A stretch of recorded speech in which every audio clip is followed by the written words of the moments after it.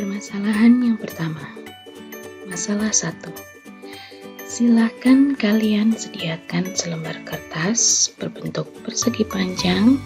Lipatlah kertas tersebut di tengah-tengah sehingga garis lipatan membagi bidang garis menjadi 2 bidang yang sama. Lipatlah lagi dengan cara yang sama kertas hasil lipatan tadi. Lakukan terus-menerus pelipatan ini. Temukanlah pola yang menyatakan hubungan banyak lipatan dengan banyak bidang kertas yang terbentuk. Yang pertama, jika banyak lipatan 1. Jika banyak lipatan 1. Misal, ada kertas persegi panjang. Kita lipat di tengah-tengah. Misal kita lipat di tengah-tengah, garis ini adalah garis lipatan. Nah, berarti kira-kira ada banyak bidangnya ada berapa? Karena ada 1 lipatan, maka persegi panjang ini terbagi menjadi 2 bidang. Jadi jika ada banyak lipatannya 1, banyak bidang kertasnya adalah 2. Pola perkaliannya 2, bentuk eksponensialnya atau bentuk perpangkatannya adalah 2 pangkat 1. Kemudian bagaimana jika banyak lipatannya adalah 2? Lipatan ini kita lipat lagi. Nah, ini nanti akan membentuk pola seperti ini. Nah, maka akan terbentuk bidang ada 4. 1, 2, 3, 4. Ya, ada 4 bidang. Pola perkaliannya berarti 2 kali 2. Bentuk perpangkatannya atau eksponensialnya adalah 2 pangkat 2. Bagaimana jika banyak lipatan 3? Kita coba 3. Nanti dengan cara yang sama akan kita peroleh banyak bidangnya adalah 8. Pola perkaliannya adalah 2 kali 2 kali 2. Maka eksponensialnya adalah 2 pangkat 3. Kemudian bagaimana jika banyak lipatannya 4? Maka banyak bidang kertasnya adalah 16. Pola perkaliannya adalah 2 kali 2 kali 2 kali 2. Eksponensialnya adalah 2 pangkat 4. Begitu seterusnya, banyak lipatan 5 berarti nanti adalah 32. Perkaliannya 2 kali 2 kali 2 kali 2 kali 2. Maka eksponensialnya 2 pangkat 5. Banyak lipatannya 6, maka bidang kertasnya adalah 64. Pola perkaliannya 2 kali 2 kali 2 kali 2 kali 2 kali 2. Maka eksponensialnya adalah 2 pangkat 6. Nah, di sini bisa dipahami kan? Nah, bagaimana jika banyak lipatannya adalah X? Coba ini, jika banyak lipatannya 1, maka 2 pangkat 1. Banyak lipatannya 2, eksponensialnya 2 pangkat 2. Banyak lipatannya 3, 2 pangkat 3. 4, 2 pangkat 4. 5, 2 pangkat 5. 6, 2 pangkat 6. Maka kalau nanti ada 7, 2 pangkat 7. 1000, 2 pangkat 1000, dan seterusnya. Jika banyak lipatannya X, maka eksponensinya adalah berapa? Berarti adalah 2 pangkat X. Sampai sini bisa dipahami ya? Kita lanjutkan ke masalah yang kedua, yaitu suatu zat yang disuntikkan ke dalam tubuh manusia akan dikeluarkan dari darah melalui ginjal.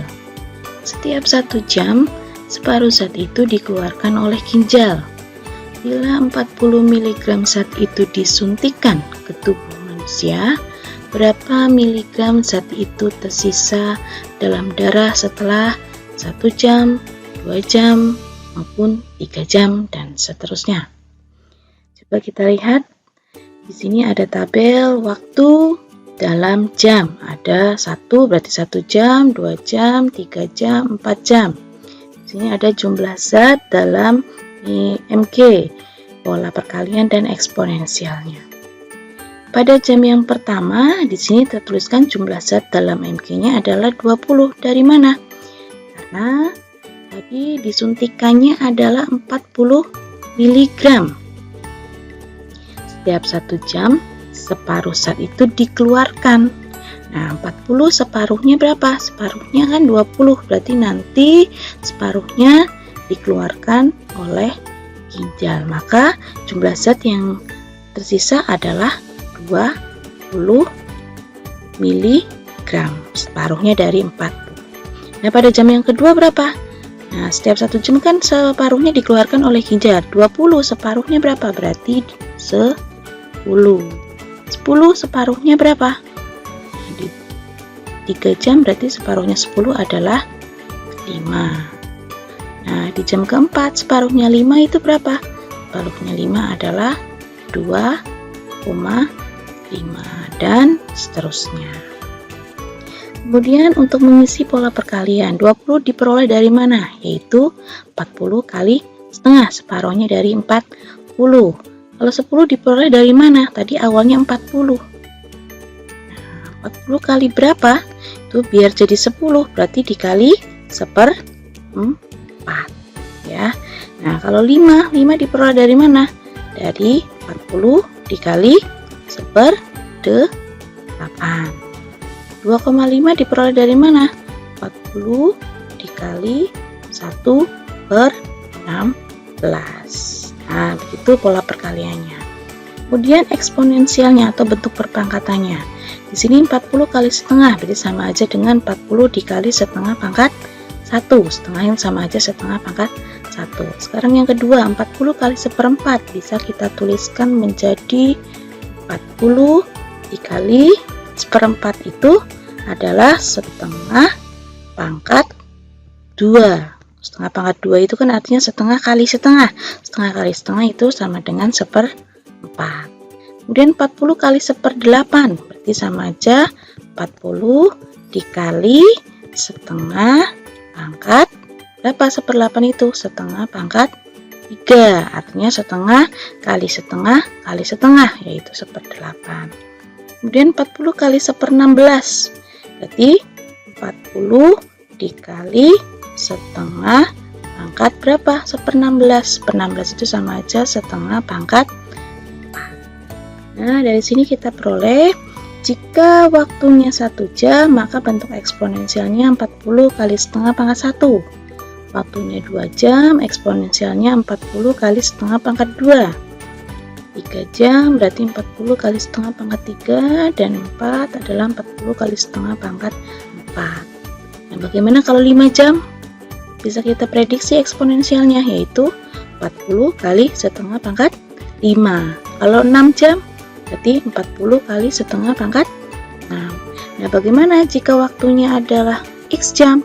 Maka bentuk eksponensialnya pasti nanti menjadi 40 dikali setengah pangkat X, karena dia X jam. Oke, sampai sini bisa dipahami ya.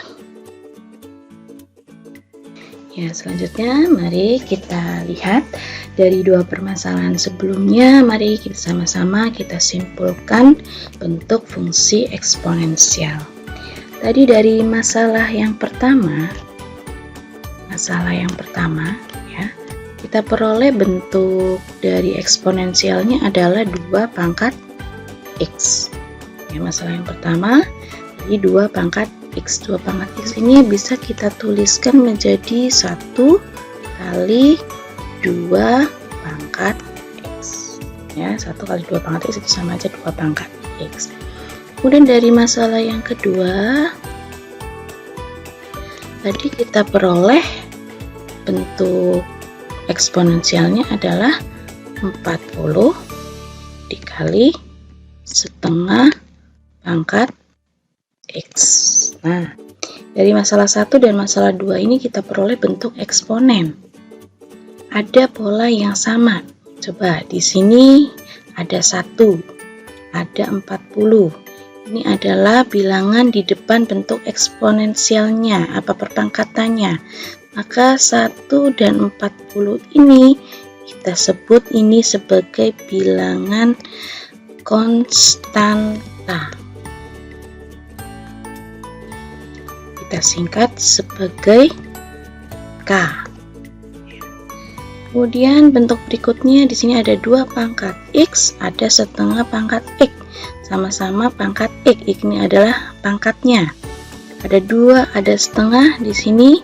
Ini yang nanti bentuk-bentuk ini adalah bentuk dari perpangkatannya. 2 sama setengahnya kita umpamakan sebagai bilangan pokoknya adalah A dengan pangkatnya X.